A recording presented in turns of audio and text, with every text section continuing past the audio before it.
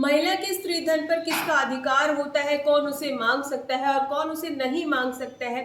पूरे ही केस पर honourable supreme court ने बहुत ही धमाकेदार फैसला सुना दिया है। इससे बहुत ही खुश है ससुराल वाले, क्योंकि ये जो फैसला आया है ससुराल वालों के पूरी तरह से पक्ष में आया है और जो मायके वाले थे उनको थोड़ी निराशा मिली है। क्या था वो जजमेंट, क्या थे केस के फैक्ट, पूरी तरह से बताएंगे। लेकिन मैं एडवोकेट पिंकी राजगुरु आपसे रिक्वेस्ट करती हूँ कि प्लीज़ चैनल को ज़रूर सब्सक्राइब कीजिए, वीडियो को शेयर कीजिए। आपकी थोड़ी सी शेयर किसी की बहुत ही ज़्यादा बड़ी मदद कर सकती है।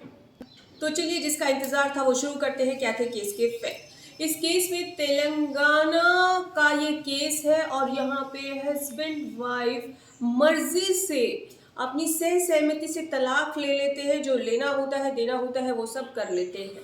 लेकिन ट्विस्ट जब बनता है कि 3-4 साल के बाद उसके पिता जो है ससुराल वालों के ऊपर एक केस कर देते हैं स्त्रीधन वापस ना देने का और दहेज मांगने का। आईपीसी 406 डीपी एक्ट धारा 6 के तहत। अब यहाँ पे एक बात आपको क्लियर कर देती हूँ कि जब सह सहमति से तलाक हो चुका था तो उस लड़की ने जिसका तलाक हुआ था दूसरी शादी भी कर ली है। वो अपने घर में चली गई है दूसरी शादी करके।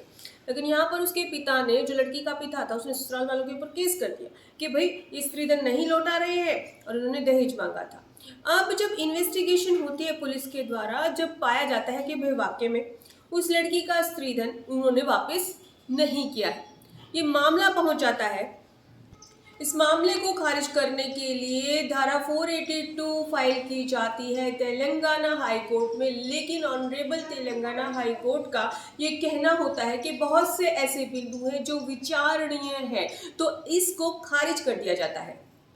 और जब ये मामला पहुंचता है ऑनरेबल सुप्रीम कोर्ट, तो 2 पॉइंट सबसे सामने आते हैं। वो था सबसे पहले कि एक पिता अपनी पुत्री का स्त्रीधन वापस ले सकता है या नहीं ले सकता है। दूसरा पॉइंट ये कि जब लड़की सह सहमति से तलाक ले चुकी है, क्या उसके बाद भी स्त्रीधन के लिए केस हो सकता है। तो यहाँ पे ऑनरेबल सुप्रीम कोर्ट के द्वारा क्लियर किया जाता है कि एक स्त्री का अपने स्त्रीधन पर पूरा अधिकार होता है, उसका पिता उसके स्त्रीधन के लिए दावा नहीं कर सकता है। केस की डिटेल आपको स्क्रीन पर दिखाई दे रही है। फिर भी अगर आपकी कोई क्वारी है, क्योंकि ऐसे बहुत से केस आते हैं कि एक लड़की का पिता एक अपने दामाद को धमकी देता रहता है कि मैं तुझे दहेज के केस में फंसवा दूंगा, मैं ये कर दूंगा, वो कर दूंगा। तो अगर ऐसे आपके साथ हो रहा है तो आप हमसे व्हाट्सएप नंबर पर अपॉइंटमेंट लेकर अपने केस की क्वारी कर सकते हैं और कोई मदद चाहिए तो वो भी मांग सकते हैं। इसी तरह से हमारा सहयोग दीजिएगा। जय हिंद।